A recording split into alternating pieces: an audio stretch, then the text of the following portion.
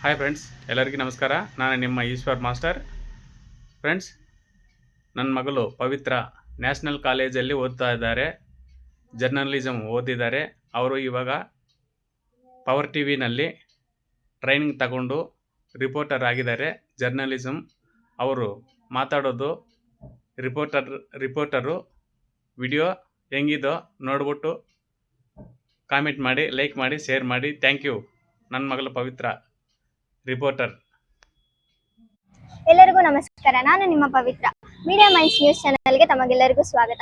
ನಾವು ಇಂದು ಚರ್ಚಿಸುತ್ತಿರುವ ವಿಷಯ ಬಂದು ಕನ್ನಡ ಮತ್ತು ಹಿಂದಿ ಭಾಷೆಗಳ ಫಲಿತಾಂಶದಲ್ಲಿ ಕುಗ್ಗಿತ. ಇದರಿಂದ ತಿಳಿಯುವುದೇನೆಂದರೆ ವಿದ್ಯಾರ್ಥಿಗಳಲ್ಲಿ ಭಾಷಾ ವಿಷಯಗಳ ಬಗ್ಗೆ ಆಸಕ್ತಿ ಕಡಿಮೆ ಇರುವುದು ಕಂಡುಬರುತ್ತದೆ. ಇದು ವಿದ್ಯಾರ್ಥಿಗಳ ನಿರ್ಲಕ್ಷ್ಯವೋ ಅಥವಾ ಶಿಕ್ಷಕರ ನಿರ್ಲಕ್ಷ್ಯವೋ ತಿಳಿದುಕೊಳ್ಳಬೇಕಾಗಿದೆ. ಹಾಗೆಯೇ ರಾಜ್ಯ ಸರ್ಕಾರವು ಹಿಂದಿ ಭಾಷೆಗಳಲ್ಲಿ ಅಂಕಗಳ ಬದಲಿಗೆ ಗ್ರೇಡಿಂಗ್ ನೀಡುವುದು ಸರಿಯೋ ತಪ್ಪೋ? ಇದೇ ವಿಷಯಗಳ ಕುರಿತಾಗಿ ಜನರ ಅಭಿಪ್ರಾಯಗಳನ್ನು ತಿಳಿದುಕೊಂಡು ಬರೋಣ ಬನ್ನಿ. Hi ma'am, good evening. ಮೊನ್ನೆ ತಾನೇ ಫೆಬ್ರವರಿ 23 SSLC ರಿಸಲ್ಟ್ ಬಿಟ್ಟಿದ್ದಾರೆ. ಇದರ ಕುರಿತಾಗಿ ಕನ್ನಡ ಭಾಷಾ ವಿಷಯಗಳಲ್ಲಿ ಮಾತ್ರನೇ ತುಂಬಾ ಜನ ವಿದ್ಯಾರ್ಥಿಗಳು, ಅಂದ್ರೆ ಸುಮಾರು 19,000 ಜನ ವಿದ್ಯಾರ್ಥಿಗಳು ಫೇಲ್ ಆಗಿದ್ದಾರೆ. ಇದಕ್ಕೆ ನೀವು ಏನಂತೀರಾ ಮ್ಯಾಮ್? ನಾನು ಏನ್ ಹೇಳಕ್ ಇಷ್ಟಪಡ್ತೀನಿ ಅಂತಂದ್ರೆ, ಫಸ್ಟ್ ಲ್ಯಾಂಗ್ವೇಜ್ ಕನ್ನಡ ಮಕ್ಕಳು ತುಂಬಾ ಇದ್ದಾರೆ, ಆದ್ರೆ ಅವ್ರಗಳ ಕಲಿಕೆಯಲ್ಲಿ ಬಹಳ ಗಮನ ಕಮ್ಮಿ. ಅದರಲ್ಲಿ ಹೆಚ್ಚಾಗಿ ಶಿಕ್ಷಕರು ಹೆಚ್ಚಿನ ಗಮನ ಕೊಟ್ಟರು ಮಕ್ಕಳು ಅತಿಯಾದ ಗಮನನ ಅವರು ಫಸ್ಟ್ ಲ್ಯಾಂಗ್ವೇಜ್ ತೋರಿಸ್ತಾ ಇಲ್ಲ. ಕಾರಣ ತುಂಬಾ ಇದೆ. ಒಂದು ಮೊದಲನೇ ಕಾರಣ ಏನಂತಂದ್ರೆ, ಅವರು ಮನೆಗಳಲ್ಲಿ ಮಾತಾಡುವಂತಹ ಭಾಷೆ ಕನ್ನಡ ಇರಲ್ಲ. ಎರಡನೇದಾಗಿ ಶಾಲೆಯಲ್ಲಿ ಬಂದರೂ ಸಹ ಅವರು ಅವರ ಮಾತೃಭಾಷೆಯನ್ನೇ ಮಾತಾಡ್ತಾರೆ. ಮೂರನೇದಾಗಿ, ಅಯ್ಯೋ ಕರ್ನಾಟಕದಲ್ಲಿ ಮಾತ್ರ ಅಲ್ಲ ಕನ್ನಡ, ಅದು ಓದಿದ್ರೆ ಏನ್ ಓದಿದ್ರೆ ಅದರಿಂದ ಏನ್ ಲಾಭ ಅಂತ ಅದರಿಂದನೂ ಅವ್ರಿಗೆ ಸ್ವಲ್ಪ ನೆಗ್ಲಿಜೆನ್ಸ್. Good afternoon sir. ಮೊನ್ನೆ ತಾನೇ ಫೆಬ್ರವರಿ 23 10th ರಿಸಲ್ಟ್ ಬಂದಿದೆ ಹಿಂದಿ. ಅದರಲ್ಲಿ ರಾಜ್ಯ ಸರ್ಕಾರವು ಬಂದು ಹಿಂದಿನ ಗ್ರೇಡ್ ಮೂಲಕ ಕೊಡೋಣ, ಅಂಕಗಳು ತೆಗ್ದಾಕೋಣ ಅಂತ ಹೇಳ್ತಿದ್ದಾರೆ. ಇದಕ್ಕೆ ನೀವೇನಂತೀರಾ ಸರ್? ಅದು ಸರಿ ಇಲ್ಲ ಮಗು. ಮೊದಲೇ ಅವರು ಅದನ್ನ ಅನೌನ್ಸ್ ಮಾಡಬೇಕಾಗಿತ್ತು, ಗ್ರೇಡ್ ಕೊಡ್ತೀವಿ ಅಂತ.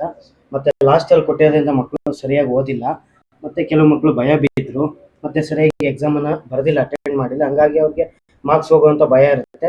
ಟೋಟಲ್ ಮಾರ್ಕ್ಸ್ ಅಲ್ಲಿ ಅವರಿಗೆ ಪರ್ಸೆಂಟೇಜ್ ಕಡಿಮೆ ಆಗುತ್ತೆ, ಮತ್ತೆ ಪೇರೆಂಟ್ಸ್ಗೆ ತೊಂದರೆ ಆಗುತ್ತೆ.